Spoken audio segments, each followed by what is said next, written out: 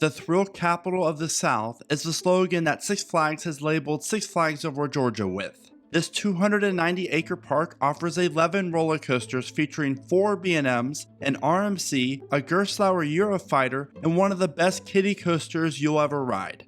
My first visit to Six Flags Over Georgia was in 2005, and ever since then, I've always enjoyed this park. Over Georgia offers one of the most solid coaster lineups of all of the Six Flags parks. With so many great coasters and really not many bad coasters, how do I rank them?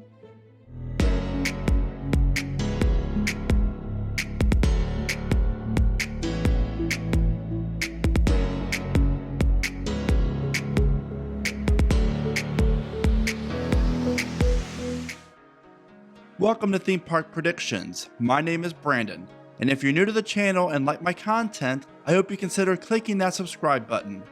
Starting off the list would be the park's original coaster, the Dallanego Mine Train. Thank you Aerodynamics for building these coasters with very odd transitions. This coaster has gotten rough over the years, and while I still like to take a ride on it with every visit, lately I'm starting to rethink doing this. The loading and unloading process is very slow, and if it's hot outside, and you're in Georgia so of course it's hot out, it makes waiting in line for this roller coaster pretty unbearable. The coaster itself has 4 lift hills, I believe, and none of which are very tall. It's a very nice scenic coaster, and my favorite part of the ride will be the turn that goes over the park's former Splashwater Falls ride, and then leads into the ride's grand finale tunnel. I really just don't enjoy this coaster that much anymore. Now for my 10th favorite coaster at the park is the Joker Funhouse coaster. This coaster is really fun actually. Even though it's geared more towards the younger coaster riders, I really love this coaster. The drop is fun, but the real surprise here is to try to find the entrance of this coaster. But really, I love the turn that is in the tunnel. That really isn't a tunnel. And if you've ridden this coaster, I think you know exactly what I'm talking about. Overall, the Joker Funhouse coaster is a must ride when you visit the park. Great American Scream Machine is my 9th favorite coaster at Six Flags Over Georgia. I really do enjoy this wooden L-shaped out and back coaster. Yes, it's pretty rough, but in my opinion, that's okay. You'll get some decent floating airtime and some fun laterals around the turns. My favorite thing about riding the Great American Scream Machine will be the views you get of Hurricane Harbor and the rest of the park once you complete the ride's turnaround. This coaster is a classic, and if you do get a chance to ride, try to sit in the very front row for the most comfortable riding experience. Number 8 will belong to Superman Ultimate Flight. This was the first B&M flying coaster here in America, and out of the 3 Superman Ultimate Flight clones, this one is by far the best. You can't beat the pretzel loop on this coaster, and how the track hugs the terrain at some parts of the ride as well. Superman is probably higher on some of your rankings for the park, but I personally don't really enjoy flying coasters anymore, so with that said, there are 7 other coasters at the park that I'd rather ride than Superman. Now for my 7th favorite coaster at the park, Daredevil Dive. This Gerstlauer Eurofighter opened in 2011, and while I don't ride this coaster with every visit due to its slow moving line and horrible capacity, I must say I do enjoy it. But why would Six Flags have 6-person trains on this coaster instead of the typical 8 you find on most Eurofighters? Anyone know? Please let me know in the comments. This line just crawls. The first drop is a lot of fun, and the layout is very unique, which is what I really like about this coaster. You'll experience some elements you normally don't get to experience on coasters too often when you take a ride on this coaster. In my opinion, this coaster would have been a better fit at a park like Six Flags St. Louis, Six Flags America, or even The Great Escape. Now the next coaster on my list has really grown on me, and it used to be on my do not ride unless I am drunk list, but Blue Hawk is now one of the better coasters here. These new Vekoma trains are extremely comfortable and make this coaster now enjoyable. I've always loved the setting of this ride. Being over the water really adds a lot.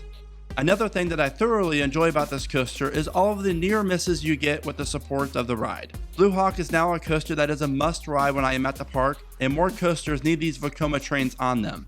Ninja at Six Flags St. Louis, Viper at Magic Mountain, just to name a few. The Georgia Scorcher comes in at number 5 on my list. Does anyone remember the rumors of the park converting their stand-up Georgia Scorcher into a floorless coaster? Of course you remember, since they've been around for a few years now. But honestly, I love the Scorcher as is, and I predict if the park would have converted the coaster to a floorless, they would have done so already, especially when the park just repainted the coaster. I love how loud this coaster is, and the placement right in front of the park is really cool too. The layout is so different from your typical stand-up coaster, and that brings a huge benefit for this ride. Some of the ride's transitions are extremely quick and whippy, and that adds a lot to this coaster. Now, I don't think stand-ups are very comfortable, but I will take a spin on this coaster when I'm at the park. Batman the Ride comes in at number 4 on my list, and this coaster really is flawless. The Batman clones are just so intense. I do wish there wasn't a parking lot directly behind the coaster, but I love the placement of Batman within the actual park. To me, Six Flags Over Georgia has the best looking Batman and Gotham City area in the chain as far as the area around the coaster goes. I also love the blue track and black supports, such an awesome looking color scheme. My only complaint for this coaster is how hot you get while waiting in line for this ride. That Georgia heat is no joke. Now for the final 3 on my list of favorite coasters at Six Flags Over Georgia. Starting off the final 3 would be Mindbender. Now if you've ridden Mindbender, I know you either have this coaster ranked really high or you don't really buy into the hype of it, and that's okay. But I really enjoy this coaster, from the setting to the different elevation changes and of course the few spots of airtime you get while riding the ride. Mindbender is a must ride for me with every visit I make to this park. I'm really excited to see the park taking the proper steps to preserve this classic coaster so it will be part of the park's lineup for years to come. Now if Mindbender was built on flat ground or just grass or a parking lot, then it wouldn't rank as high. But this coaster really is awesome how it uses the surrounding area as well as the terrain to really enhance the setting of this coaster.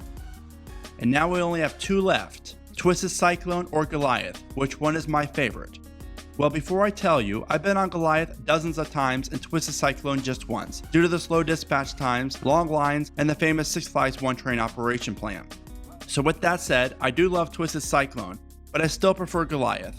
Twisted Cyclone, in my opinion, has one of the best color schemes of any RMC hybrid coaster. I love the reverse Cobra Roll element, as well as the fantastic wave turn. The whole ride is really enjoyable and the park did a fantastic job with it. However, I prefer the ride to end the way it does rather than RMC just trying to fit in as much as they can like they did with Wicked Cyclone at Six Flags New England. So I really look forward to riding Twisted Cyclone more on my future visits to the park. Now let's talk about why I love Goliath so much. I've been on every B&M Hyper a Giga in America except for Candemonium, and Goliath just doesn't feel like your typical B&M Hyper does. Goliath was always my favorite B&M Hyper until I rode Mako down at SeaWorld Orlando. Going up the lift hill and looking to your right and seeing just how huge downtown Atlanta is and all the city's skyscrapers is awesome. The layout is great, the airtime is good, and I love how this coaster has to travel outside the park, over the road, and it really makes for a great entrance plaza for the park. Not to mention the ride's giant helix. Is there a better helix located during the middle part of a ride out there? I can't think of one. So that's how I rank the coasters at Six Flags Over Georgia. I would love to know how you rank the coasters here if you have been to this park before. So please let me know down in the comments. As always, thank you so much for watching. Please give the video a thumbs up, and until next time.